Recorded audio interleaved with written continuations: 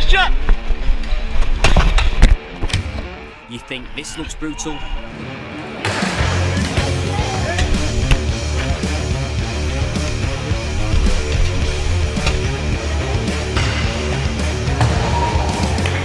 This is just an England training session before they jet off to fight for the Wheelchair Rugby League World Cup.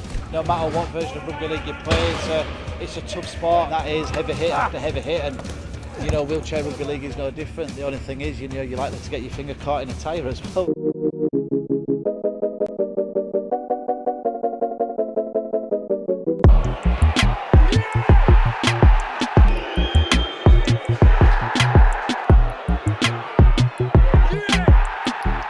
Marcus, first of all, congratulations, EFL Young Player of the Month for October. How does it feel to get that sort of recognition?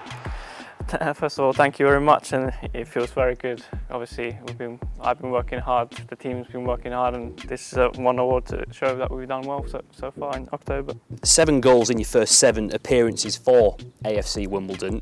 Could it have gone any better for you, do you think? Well, maybe not get the red card, but yeah, it's gone fantastically at the start, and we've been playing so well, and yeah, it's been fantastic. I was 415 pounds at 6'1". I was never designed to be that size. I was battered from every angle, and then I had the toxicity of the drugs in my system as well. So why did you do it to yourself? Because I wanted to see how big I could get. Dave Crossland took steroids for 8 years. And 3 years ago, he pushed that use almost to breaking point. This is from my last cycle. As part of a documentary, he trained and took drugs for 40 weeks to reach his goal weight of almost 30 stone. All, he claims, to find out what effect high-level drug use would have on his body. There is no research at all on high-dose steroid use. So how the hell are you going to help people if you don't know what you're talking about? So you did it partly as an experiment on yourself? Partly it was an experiment on myself, partly it was to see how big I could get, and partly it was research. It was a combination of things. This week's drug of choice is Dianabol. Dave now works as a drugs advisor, warning others about their effects. This is basically my drugs case. So when I'm doing talks and discussing steroids, obviously, you know, a lot of people haven't even seen them, don't know what they are. So this isn't just steroids, this is the whole family of what's classed as image and performance enhancing drugs. So what in this box here is the most commonly used? The most commonly used drugs are testosterone-based drugs. But the 3 common ones are propionate, cypionate and enanthate. Then the other very common drug is Trenbolone, which is a veterinary drug. So that's specifically meant to be for animals then? Trenbolone, as today, is not passed for human use. But people are taking it? It's powerful, it's effective, but there's a lot of side effects with it as well. Hello and welcome again to the official EFL podcast, and what an episode we have to end the season on. Of course, it's a Sky Bet Championship playoff final special. We'll be speaking to legends from both Brentford and Fulham, hearing how it wasn't all plain sailing for Brentford star Ollie Watkins, and our resident EFL expert Joby McAnuff will be here to preview all the action. But first, here's a reminder of how both teams booked their place at Wembley. Well, I'm delighted to say 2 of Wycombe's biggest cheerleaders on Monday night now join me in club director Pete Couig and their most famous fan, former BBC breakfast host Bill Turnbull. We'll start with you, Bill. How big a moment in your life was Monday night? It was just massive in my sort of football memory. The greatest night, so easily the greatest night. You touched on it there in terms of the pressures on modern players on social media and things like that.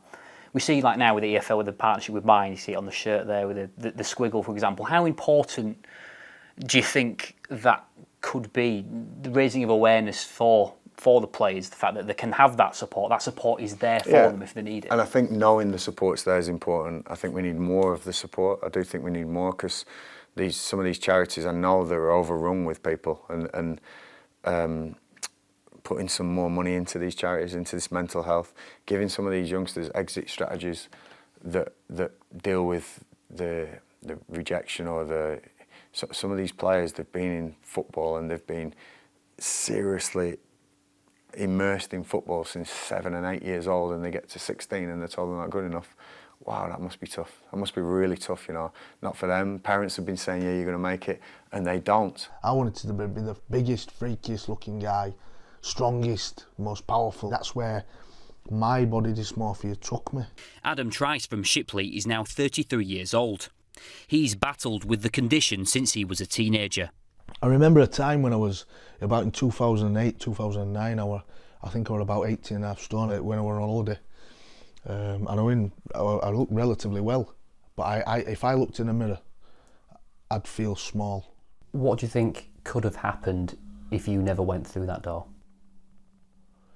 One or two things. I'd have had to end up dead, most definitely, or in jail for killing somebody, without a shadow of a doubt.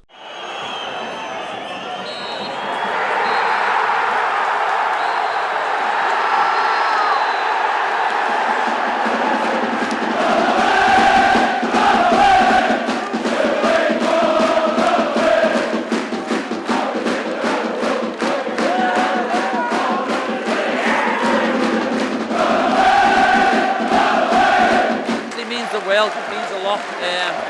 Tough at the moment because of emotional wreck, but you know, I think it'll sink in eventually. So listen, fair play every single one of the players, credit to the staff, the players, unbelievable. How tough a match was this to gain promotion? We knew it was always going to be tough. You know, I'd like to think we could have had it wrapped up a few weeks ago because of the situation.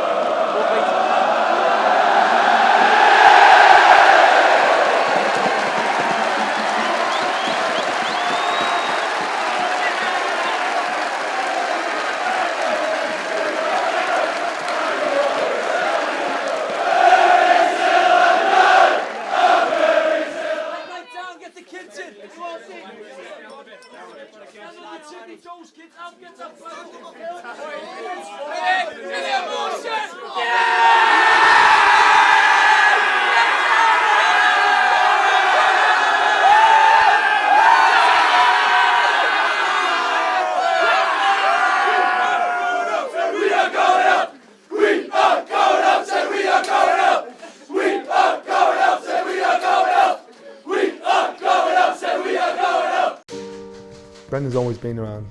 I can remember when I retired and I was asked what I'd missed the most. I said Brendan, seen him every day. It made such a difference to a lot of people. More people than you'll ever know. He was a special, special man. He boxed typically straight. Orthodox boxing, he comes straight. You jab, you step outside, bang. I met Brendan from 14 years old. He didn't let me box till I was 17. I was that bad. This guy showed me patience, understanding, and he showed me friendship. And I'm going to say it, but it sounds like I'm disrespecting my own father, but he was like a true father figure. I used to get jealous of his kids. When they went home, I thought, he's your dad. We know him from the boxing side. That's 20% of his life. You know, the champions that you know are a drop in the ocean in regards to the people that he's helped. Me and Brendan would be walking, and someone would walk up to him with their kids and say, "Brendan, do you remember me 20 years ago? You changed my life."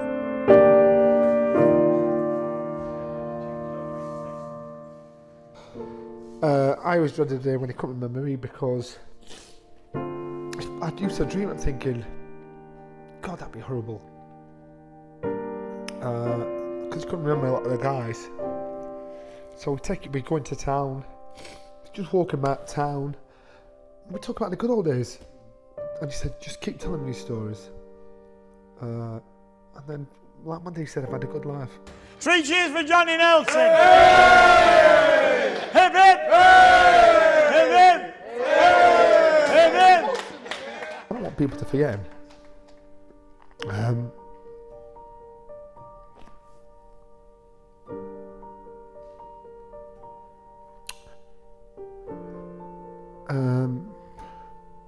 Just don't forget.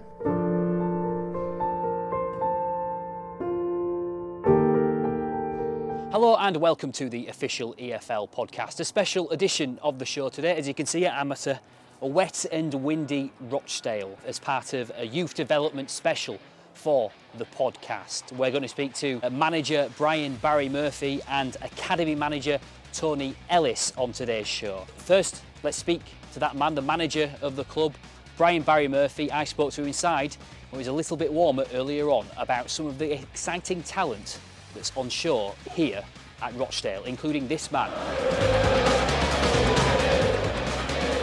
The ball is played in. Well brought down on the chest. It's high into the penalty area, and it's Matheson! Can you believe it? Luke Matheson, 7 days short of his 17th birthday, has just scored at Old Trafford. It's 1-1. So we're now joined by Rochdale manager Brian Barry Murphy. Thanks for coming onto the show, really appreciate your time. We've seen you've utilised the academy so much already this season. How important is it for you and this club going forward?